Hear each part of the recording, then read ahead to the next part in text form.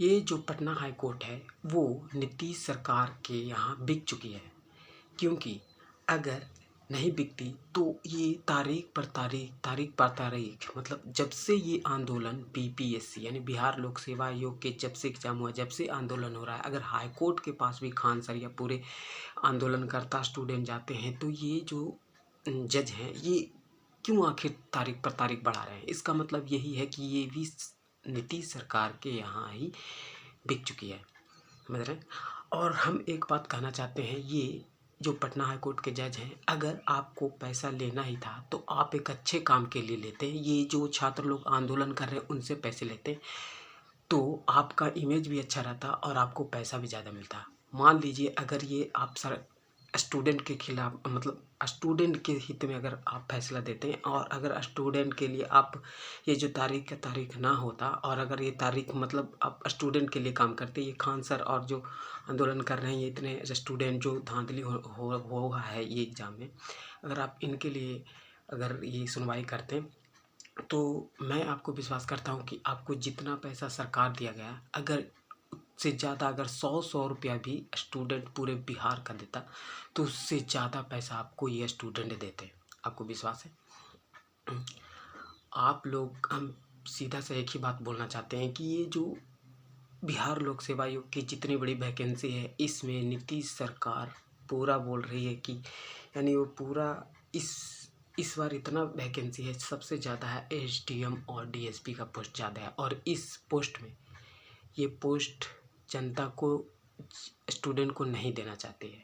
अब आप लोग को ही ये फैसला करना है, क्योंकि अब जिससे आखिर में जो कोर्ट होता है जज होता है वो भी नीतीश सरकार के ही इशारे पे चल रहा है।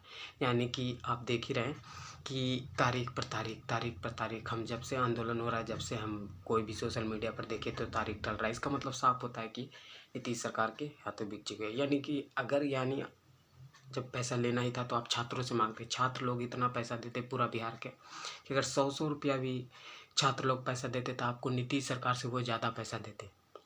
समझ में आ रहा है। और आप एक अच्छे काम के लिए काम करते हैं यानी स्टूडेंट के हित में काम करते हैं तो वो आपका इमेज बनता, ये इससे आपका कोई इमेज नहीं बना और आप एक बदनाम की तरह हो गए हैं। यानी कोर्ट से जो उम्मीद रहता था वो ख़त्म हो गया। अब हमको लगता है कि 70वीं बीपीएससी का जो एग्ज़ाम है वो जो नहीं टलेगा। और एक बात तो तय है कि ये पूरी सीट पर सरकार का कब्जा हो गया है, क्योंकि हम पहले ही बता चुके हैं कि कट ऑफ सेम रहना, जैसे यूपीएससी योगी सरकार के आने से पहले यूपीपीएससी में भी कट ऑफ ऐसे ही रहता है 105 105 105 104 105 104 ऐसे ही रहता था और उसमें हमेशा अखिलेश यादव का सरकार था और ऐसे ही उसमें भी फ्रॉड होता था।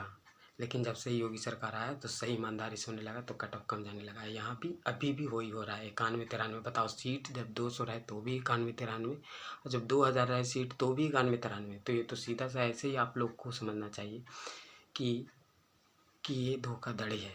समझ में आ रहा है। और ये खान सर का एक एक बात सही है, क्वेश्चन बिल्कुल लीक हुआ है और इसमें कोई दुमत नहीं है।